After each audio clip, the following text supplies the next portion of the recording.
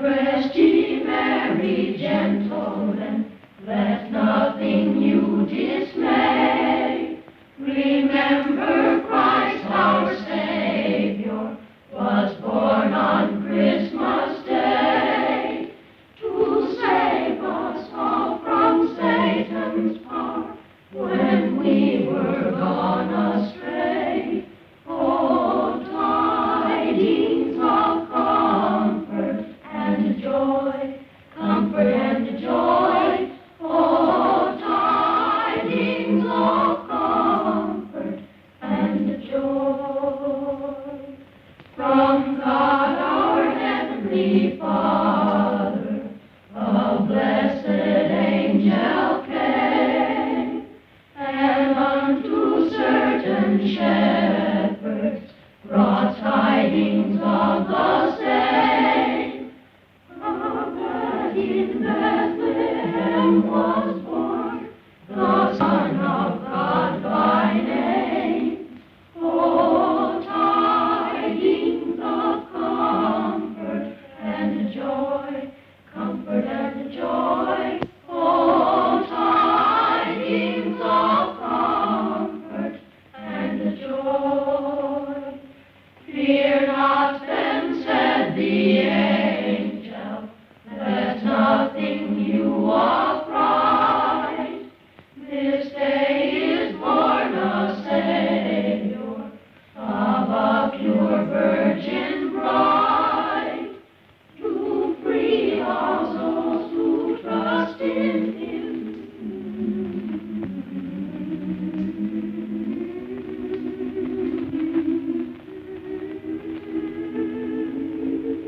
Gilbert K. Chesterton once said, "In everybody there is a thing that loves children, fears death, and likes sunlight. And this thing enjoys Charles Dickens." Before I tell you about the Christmas Carol, let me read to you what Charles Dickens himself wrote about this story. I have endeavored in this ghostly little story to raise the ghost of an idea which shall not put my readers out of humor with themselves, with each other, with the season, or with me. May it haunt their houses pleasantly. Charles Dickens. To begin with, Jacob Marley was dead. Did Scrooge know that he was dead? Of course he did. Ebeneezer Scrooge and he had been partners for I don't know how many years. Scrooge never painted out Marley's name, and so there it stood 7 years afterwards, above the warehouse door. Ebeneezer Scrooge. Oh, but he was a tight-fisted old sinner, hard and sharp as flint. The cold within him froze his features because he always carried his own low temperature with him. And he didn't thaw 1 degree, not even at Christmas.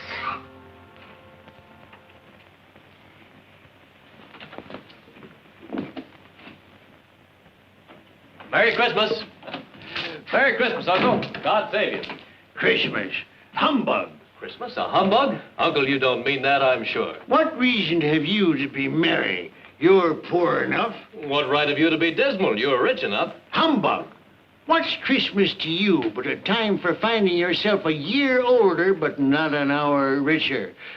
Every idiot that goes about with Merry Christmas on his lips should be boiled in his own pudding. Now, Uncle, I know you... Now, you keep Christmas in your own way, Fred, and I keep it in mine. Be off now. This is a place of business. Don't be angry. Come dine with us tomorrow. No. Caroline will be happy to see you.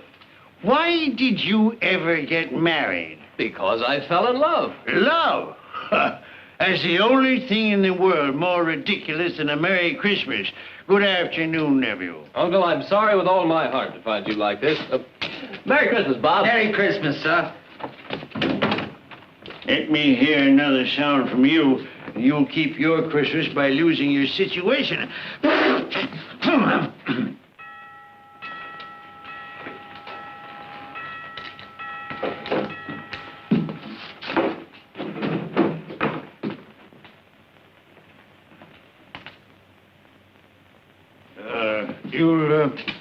You'll want all day tomorrow, I suppose, Crescent.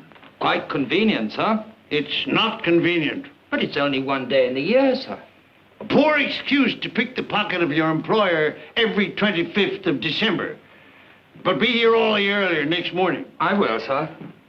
And a Merry Christmas to you, Mr. Scrooge. Ah.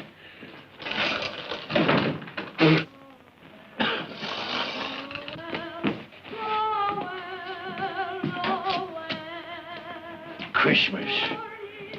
Nonsense. Humbug.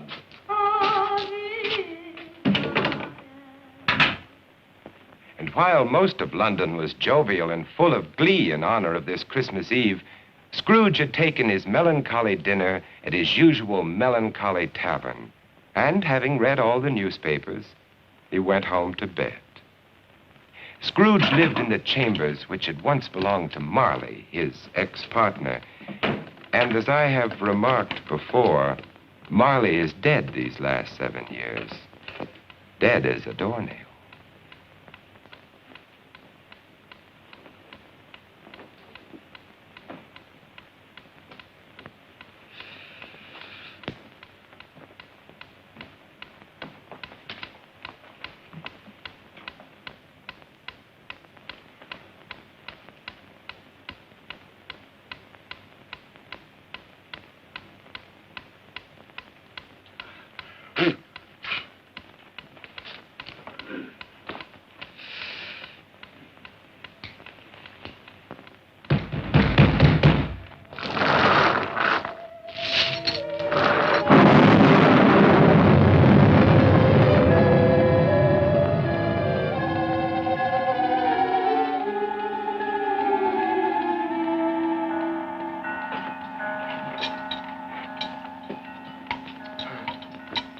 Ebeneezer Scrooge?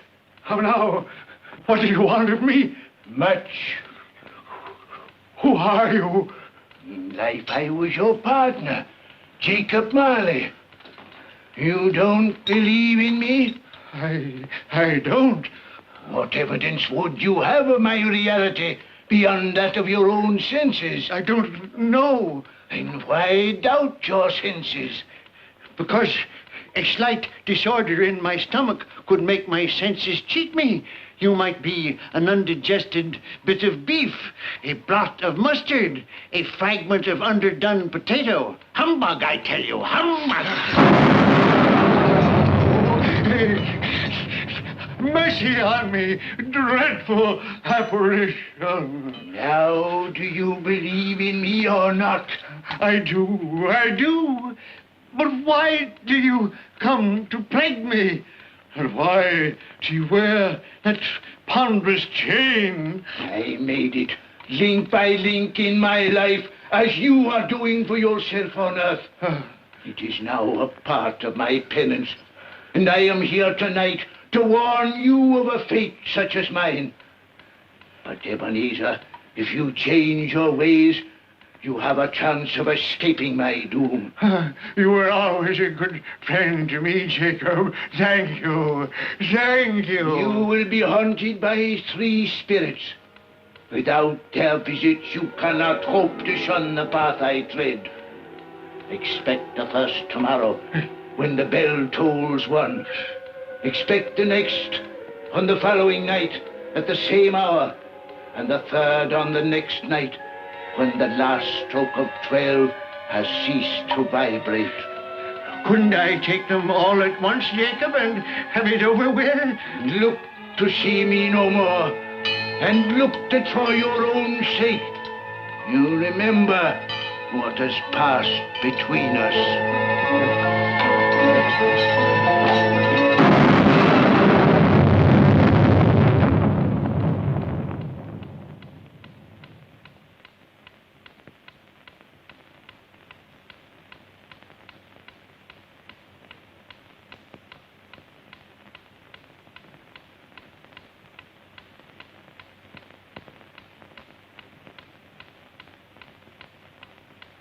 Scrooge tried desperately to say humbug to the strange happening, but the word stuck in his throat, unuttered. For it was highly probable it was not humbug. Being very much in need of repose from the experience he had undergone, or shall I say, fatigues of the day, he went straight to bed without undressing and fell asleep in an instant. A few hours later,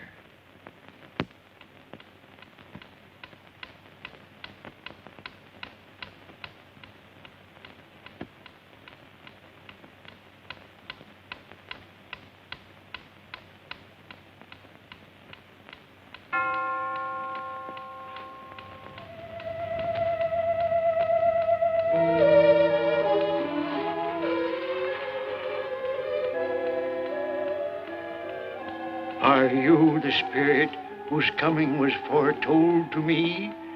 I am. Who and what are you? I am the ghost of Christmas past. Long past? No, your past. What business brings you here? Your welfare. I have things to show you, which are the shadow of the things that have been. Rise.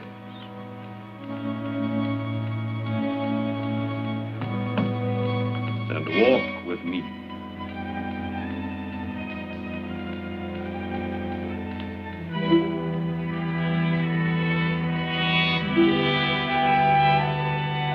the ghost of Christmas past led Scrooge down the road which he had forgotten for so many years. He showed him a Christmas day in the past, which was a happy one for most children, but not for one lonely schoolboy. Ebeneezer Scrooge. Do you know that boy?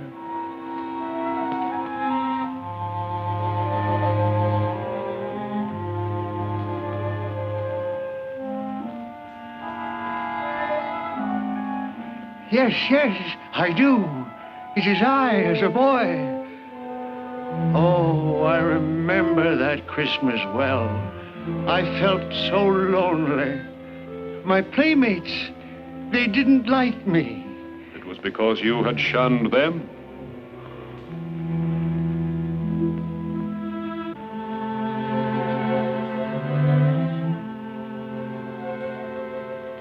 Oh, poor boy.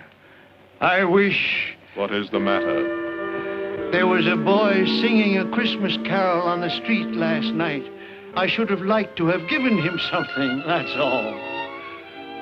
Shall I show you another Christmas, 40 years ago, when a fair young girl released you from your marriage contract No, no. because she discovered you had ceased to love her? Your greed, avarice, and desire for wealth had killed the love she had for you. No, no, spirits, show me no more. Leave me. Haunt me no longer. Awakening in the middle of a prodigiously tough snore and sitting up in bed to get his thoughts together, Scrooge had no occasion to be told that the bell was again upon the stroke of one.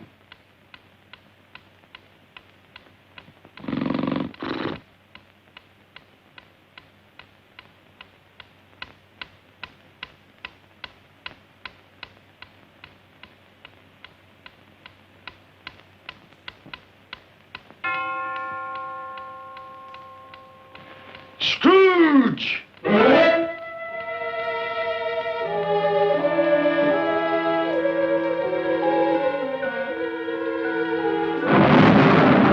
I am the ghost of Christmas present. Look upon me. Yes, Spirit, conduct me where you will.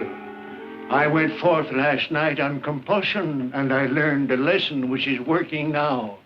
Tonight, if you have aught to teach me, let me profit by it. Touch my robe.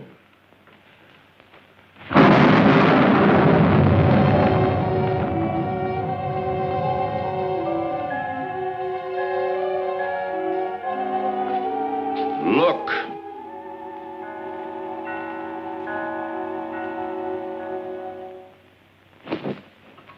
Belinda, bring the plates. Oh, Mother, Belinda, there's a great deal of work to be done. Help your sister. Missy, you get the... If I came by outside, I could smell the sage and the onions. You knew it was ours, Mother. Oh, I certainly did, boy. Peter, set the chairs. Can I put some chestnuts on the fire, Mother? No, your father will do that when he comes. What has gotten your precious father? And your brother, Tiny, too.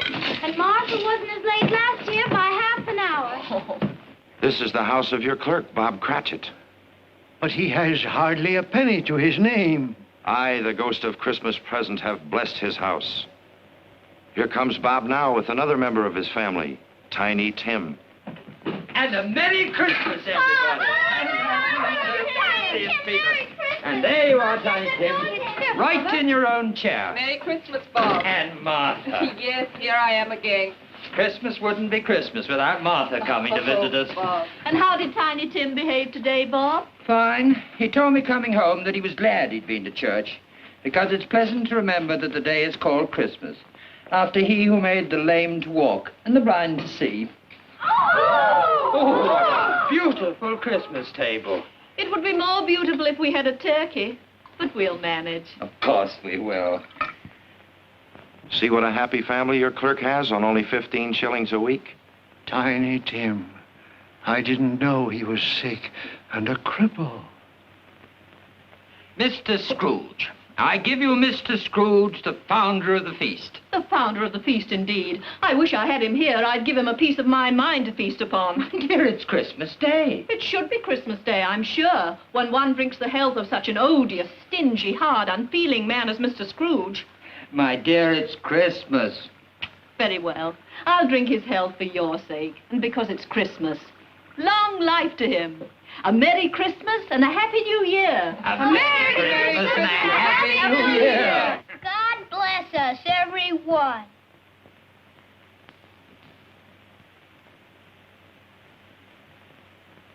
Tell me, Tiny Tim, will he live? I see a vacant seat and a little crutch without an owner. No. Say he will be spared. My life on the globe is very brief. It ends tonight. Tonight? The time is drawing near for me to go and for your third visitor to appear.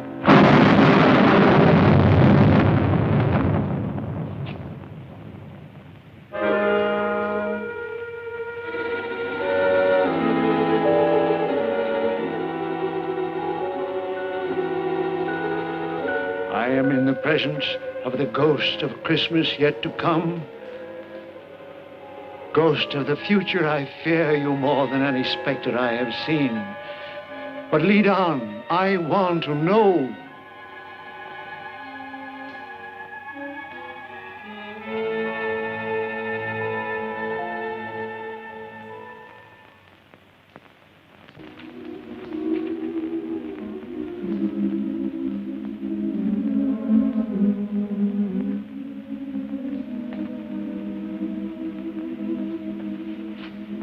I met a very kind young man today who asked after you. Mr. Scrooge's nephew, whom I scarcely know.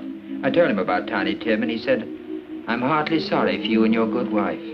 By the by, how he ever knew that, I don't know. You what, dear? That you were a good wife. Oh, everyone knows that. And he said, if I can be of any service to you at any time, pray come to me. He's rather unlike his old Uncle Scrooge, isn't he? If you must torment me, be quick. Take me to what else you have to show.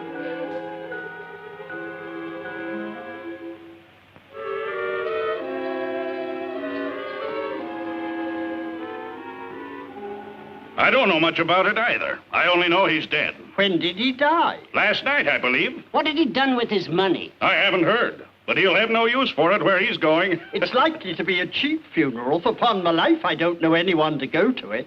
Suppose we make up a party and volunteer. When I come to think of it, I'm not at all sure that I wasn't his most particular friend. For we used to stop and speak whenever we met. I don't mind going to his funeral if lunch is provided.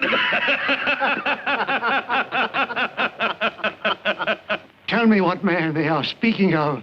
Who is it that lies dead?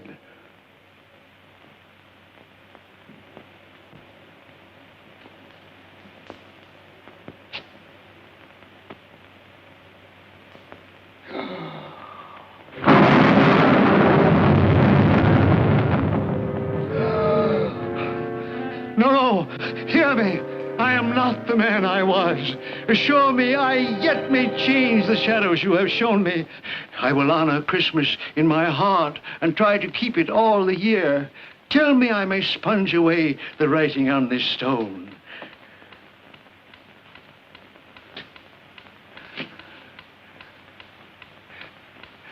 Marley! Marley, Jacob Marley! Heaven and Christmas time be praised for this. I will live in the past, the present, and the future. The spirit of all three shall thrive within me.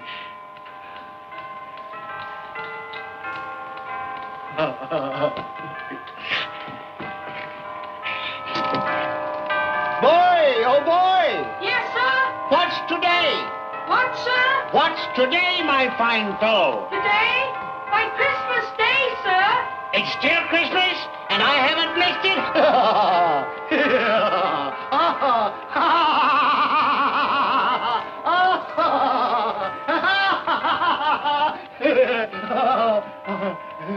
For a man who had been out of practice for years, Scrooge gave a most illustrious laugh, the father of a long line of brilliant laughs.